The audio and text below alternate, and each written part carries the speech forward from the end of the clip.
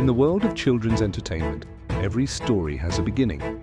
Some are born from a partnership steeped in shadow and destined for tragedy. This is the tale of Fredbear's Family Diner, a place that promised joy but delivered a nightmare.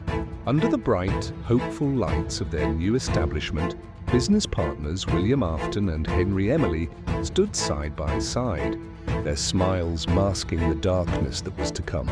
Their creation, a marvel of engineering and entertainment, would soon become the stage for a devastating family tragedy. The dream soured when Afton's own son, the crying child, suffered a fatal injury at the jaws of an animatronic, an event that would twist a father's grief into a dark, all-consuming vengeance, forever changing the fate of both families. This singular, horrific moment ignited a fire of malice in William Afton's soul. His grief did not seek solace, but company. Hiding his sinister intentions behind the friendly face of the Spring Bonnie mascot, he methodically lured 5 innocent children into the desolate back rooms of the pizzeria, a place where their joyful cries would be silenced forever. But death was not the end. The tormented spirits of the children, unable to find peace, latched on to the only vessels available, the animatronics themselves. The eyes of Freddy, Bonnie, Chica, and Foxy began to glow with an otherworldly light, their programming now intertwined with a thirst for revenge. Afton's depravity, however, did not spare his own family, as his daughter, Elizabeth, was tragically captured and consumed by Circus Baby, an animatronic designed by her father, sealing the family's cursed legacy. Haunted by the sins of his father, William's son, Michael Afton, embarked on a perilous quest for atonement. He took on the dangerous role of a night security guard, navigating the derelict corridors of one haunted pizzeria after another, each one a monument to his father's crimes.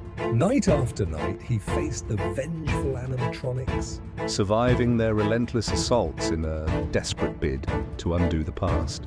His journey led him to the dreaded scooping room, a place of mechanical horror where his body was grotesquely altered, leaving him a mere silhouette walking in the shadows. Meanwhile, justice, in its own twisted form, finally caught up with William. Cornered by the ghostly apparitions of the children he murdered, he sought refuge in the very Spring Bonnie suit he used to commit his crimes, only for the spring locks to fail, crushing him in a gruesome tomb of his own making. Years later, the cycle of horror continued as William Afton, now fused with the decaying animatronic suit and reborn as Springtrap, was unearthed. It was Henry Emily, the original partner, and a grieving father himself who orchestrated the final act. He designed a new pizzeria, not for entertainment, but as an elaborate labyrinth meant to ensnare all the remaining souls.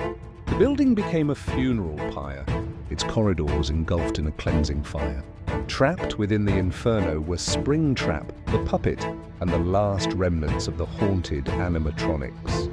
In the end, as the flames consumed the last vestiges of a cursed enterprise, the spirits of the children were finally seen ascending, their long overdue peace secured at last. And so the curtains fall on a story written in sorrow and pain, leaving behind only the smouldering embers of a legacy that should never have been.